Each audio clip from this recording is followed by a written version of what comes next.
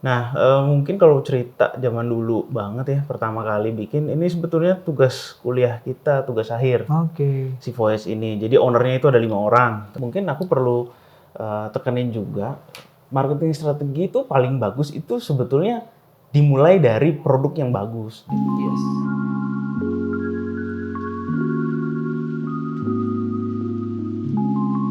Hai, kembali lagi dengan saya Riza di channel Megatama Group. Oke, kali ini kita kedatangan tamu spesial nih, yaitu co-founder dan CEO dari sebuah brand favorit gue nih bro. Oh gitu. Voyage. Yosi. Thank you. Oke. Jadi kenapa gue pengen ngobrol-ngobrol nih dengan Voyage, karena tadi gue bilang Voyage adalah salah satu brand favorit gue ya. Gue udah ngikutin Voyage itu dari tahun 2013. 2013 gitu loh. Jadi gue suka banget dengan konsepnya Voyage gitu loh. Jadi konsep journey-nya yang lu yang lu kembangin itu bukan cuman dari sisi journey ketika klien itu menggunakan produk lo lalu berubah warna, tapi gue lihat lebih dari itu bro. Jadi dari mulai namanya, dari mulai logonya, lo meninggal kapal ya kan, menggambarkan sebuah journey ya kan, dan juga journey untuk pemilihan materialnya itu gue lihat juga mesti impor dengan kualitas yang benar-benar premium gitu loh. Dan juga journey ketika melakukan penjahitan, karena gue lihat juga Voyage kan hand stitch ya. Betul. Dan itu sangat tidak mudah gitu loh. Dan juga tadi sampai ke tangan klien. Sampai ke tangan klien dari misalnya yang berwarna tan hingga berubah warna ya setelah sekian tahun gitu loh. Dan itu menurut gue konsepnya itu sangat align gitu loh. Dan juga Voyage ini kan dari tahun berapa bro? 2011. 2011. Kalau gue lihat juga sebagai pionir ya. Salah satu pionir yang menggunakan fake tan. Nah sekarang ini kan juga lagi banyak banget isu-isu yang di luar yang memang harus menggunakan material yang environment friendly gitu-gitu. Jadi gue lihat Voyage ini secara konsep itu benar-benar align, dan journey for the future I think Voyage is gonna be good gitu loh dari konsep yang lo bangun. Ya. Boleh dong ini pembukaan, sorry agak panjang. Tolong kenalin gimana sih perkenalan dulu, dan gimana sih lu bisa mendapatkan ide atau konsep sekeren itu bro. Oke. Halo semuanya, perkenalkan nama aku Yosi Permana Putra, dan panggil aja Yosi sih biasanya. Aku co-founder dan juga sekarang aku menjabat sebagai CEO di Voyage gitu. Nah Voyage sendiri tuh sekarang udah berbentuknya PT 5 Mahakarya Abadi namanya. Nah mungkin kalau cerita zaman dulu banget ya, pertama kali bikin, ini sebetulnya tugas kuliah kita, tugas akhir. Oke. Si Voyage ini. Jadi owner-nya itu ada 5 orang, termasuk aku. Gitu. Nah jadi saat kuliah itu ada yang kenalin lah, salah satu founder namanya Lukas kenalin ke aku gitu tentang vegetable tan leather, atau kalau mungkin di Indonesia disebutnya kulit nabati. Gitu. Nah itu bikin aku tertarik sama kulit di umur berapa itu, 21 lah. Gitu. Nah karena ada kewajiban ya, kita tugas akhir, dan kebetulan suka dengan dunia kulit, akhirnya kita berlima mutusin untuk ayo kita seriusin gitu. Kalau bisa jangan sampai ini cuma jadi tugas kuliah yang stop setelah tugasnya habis aja gitu. Kalau bisa ini ke depan nanti jadi penghasilan kita lah tetap gitu. Nah jadi sudah ada komitmen itu dari dulu gitu, dari sebelum mulai gitu. Nah yang bikin kita yakin sama vegetable tan leather waktu itu adalah karena 2010-2011 itu lagi masa-masanya tren denim, lagi naik-naiknya banget lah, lagi hype gitu ya. 2010-2011. Kebetulan kita juga deket sama satu komunitas namanya Darahku Biru, gitu. Nah itu komunitas denim gitu. Denim itu kan sangat erat hubungannya sama kulit, gitu kan. Nah jadi kita lihat, oh ini peluangnya ada nih, ada pemainnya waktu itu brand lain ya, gitu yang main vegetable tan leather juga. Kita pikir, oh masih sedikit ya yang mainnya di Indonesia, khususnya di Jakarta waktu itu. Oke lah kita coba bikin, lalu kita coba brainstorm untuk cari nama brand, logo segala macem, dan akhirnya kita tentuin namanya Voyage. Gitu, dan logonya kapal as a part of journey, tagline yang selalu kita bawa dari dulu sampai sekarang. Kenapa journey? Itu journey-nya diambil dari sebetulnya vegetable tan leather yang punya keunikan patinanya itu loh. Jadi patina tuh apa ya, kalau kita proses evolusi lah ya, evolusi warna dari yang warnanya terang kan, kulit nabati, natural, sampai ke menggelap seiring dengan pemakaian gitu. Nah itu cerita awal mulanya kenapa bisa ada si Voyage, sebetulnya ini dari tugas akhir. Gitu. Cuman yang membentuk semakin besar dibantu dengan komunitas Darahku Biru waktu itu. Oke. Terus 4 orang itu kalau boleh tahu pembagian job desk pekerjaannya gimana bro? 4 orang itu. Karena kan menyatukan sebuah konsep dari 4 kepala itu itu kan nggak mudah gitu loh. Itu jadi kita tuh bagi-bagi tugasnya adalah kalau dulu ya 2011 itu aku megang operation sama desain.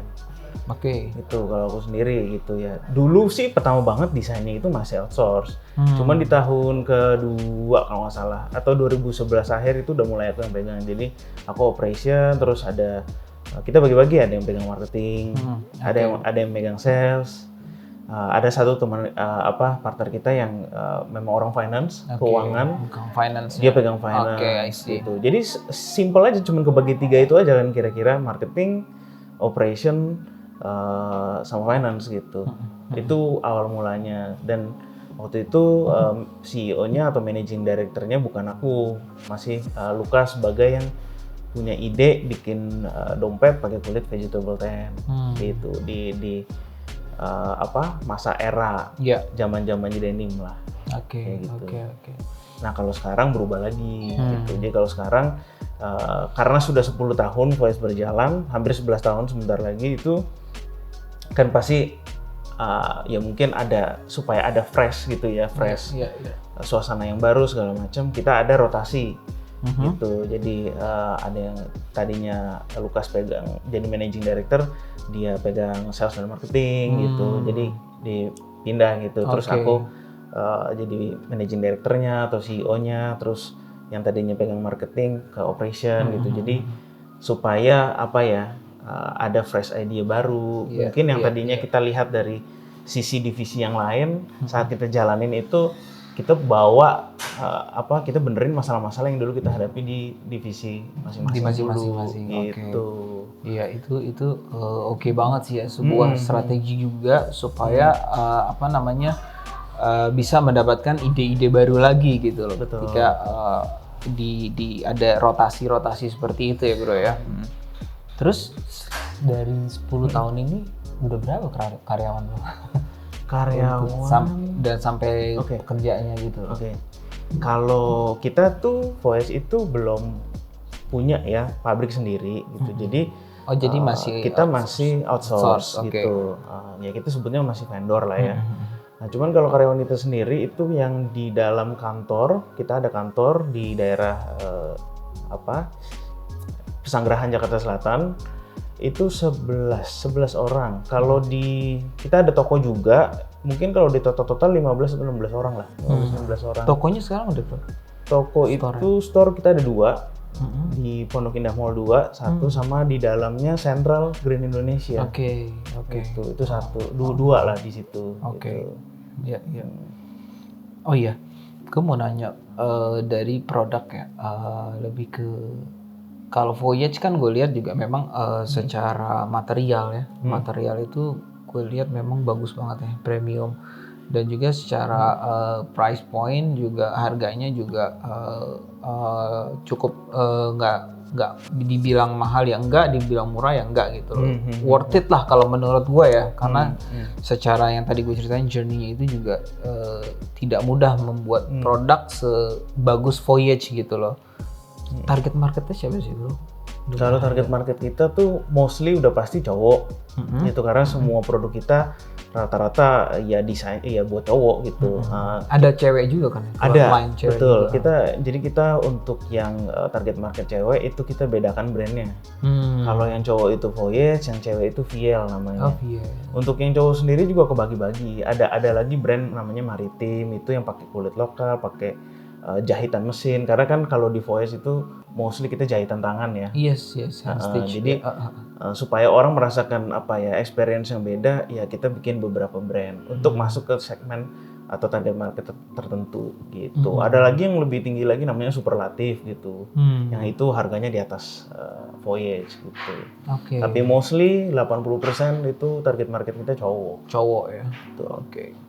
Dan dibagi, jadi pembagian segmen-segmennya itu dibagi dengan brand-brandnya juga ya? Iya betul. Brand-brandnya juga ya?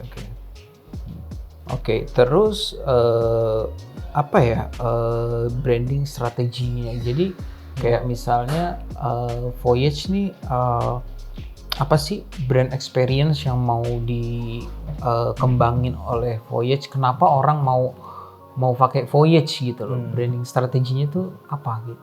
Oke, jadi kalau dari dulu itu kita selalu untuk branding ya, kita selalu pengen orang tuh benar-benar bisa berbagi pengalamannya dia pakai si produknya Voyage gitu. Terutama khususnya untuk evolusi warna dari kulit nabati itu. Yes. Ya, makanya yang hero colornya kita dari 10 tahun ini kita berjalan itu yang warna natural.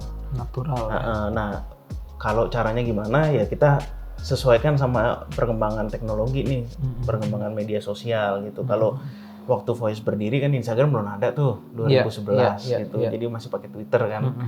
Nah ya terus ada tahun 2011 tuh kita ikut Darah ke Biru itu kan punya kayak blog ya, forum sorry.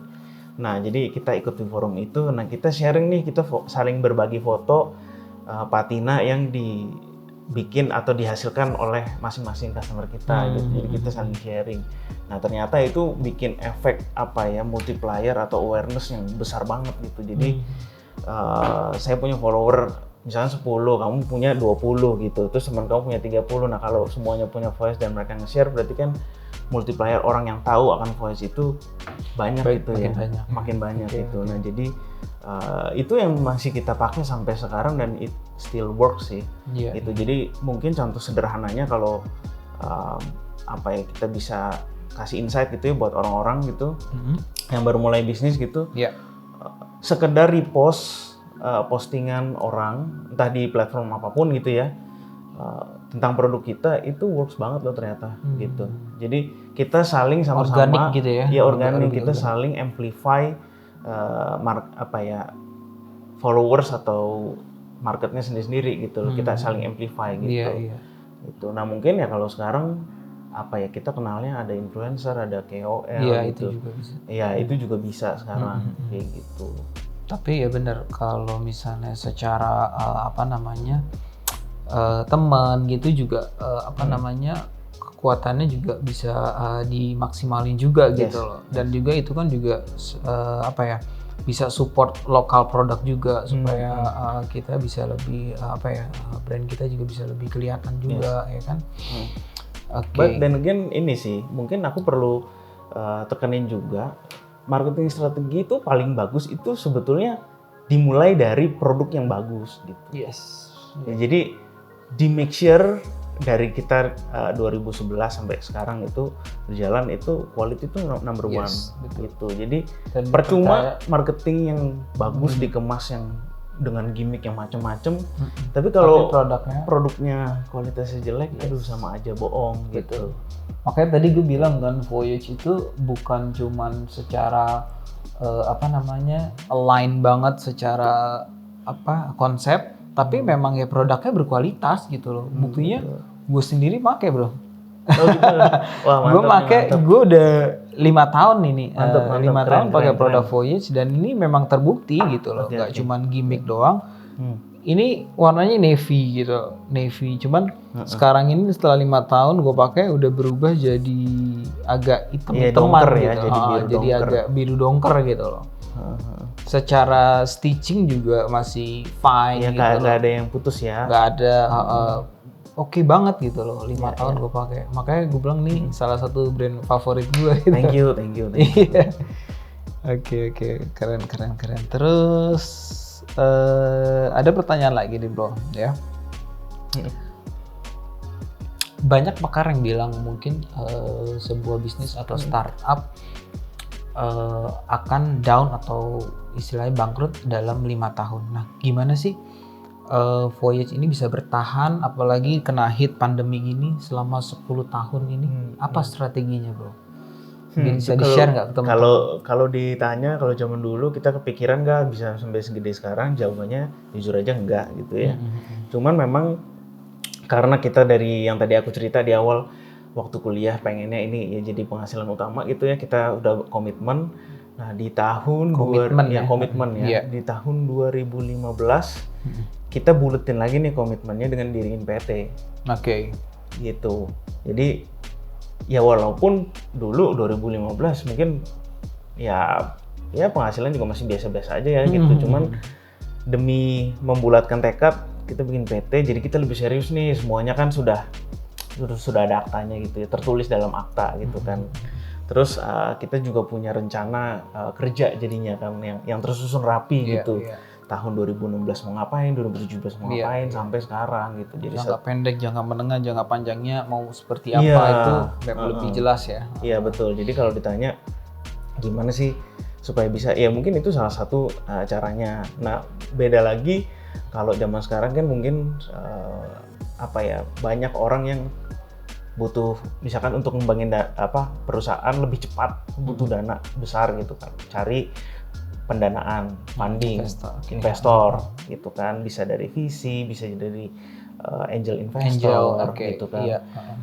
Itu totally fine gitu, boleh dicari gitu kalau memang dirasa dibutuhkan gitu loh. Karena memang di zaman sekarang yang serba cepat gitu, kalau kita punya ide dan tidak bisa langsung segera dieksekusi, bisa keduluan sama mungkin orang lain gitu. Jadi kalau memang itu membutuhkan dana, ya mungkin bisa cari funding gitu. Cuman kalau bisa organik akan lebih bagus lagi, bisa multiplier hebat growth-nya gitu ya dalam setiap tahun secara organik itu akan lebih bagus lagi. Totally agree bro.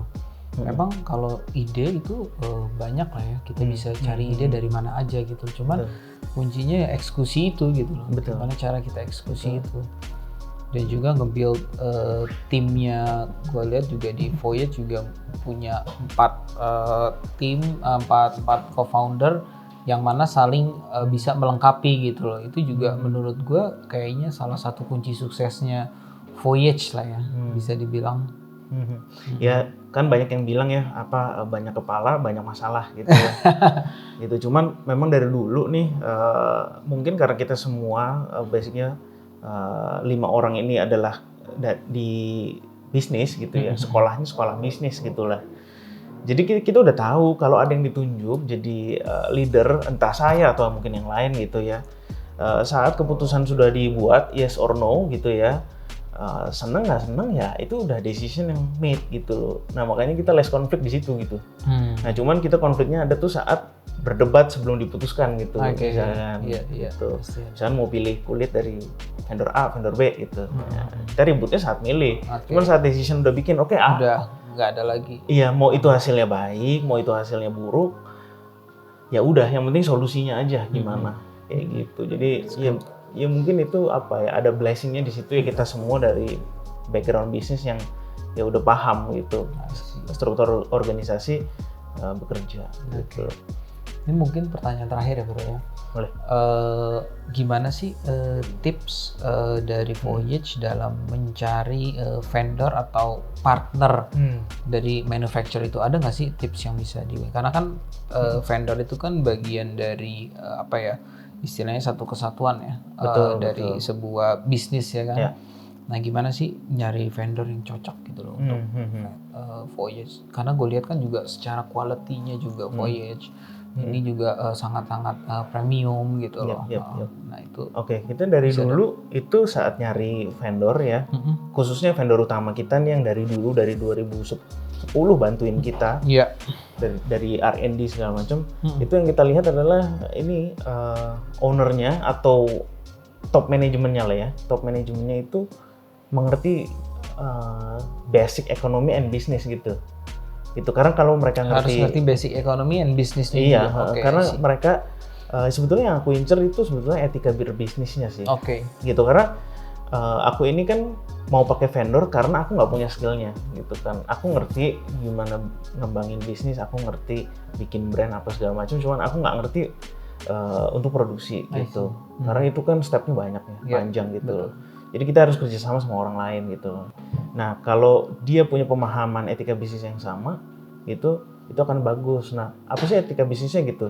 Kalau aku pakai vendor gitu ya, aku kasih desain, aku mau bikin ini dong ke vendor ini. Dia kan bisa aja dengan gampang kasih lihat orang lain ya desain kita gitu. Betul. Nah itu biasanya aku bikin kayak surat perjanjian lah ya. Kontrak kerja gitu loh. Voyage mau bikin di sini gitu. Kalau bisa jangan sampai ada brand lain yang mau bikin hal yang serupa sama Voyage gitu loh. Jadi kita eksklusif aja gitu loh.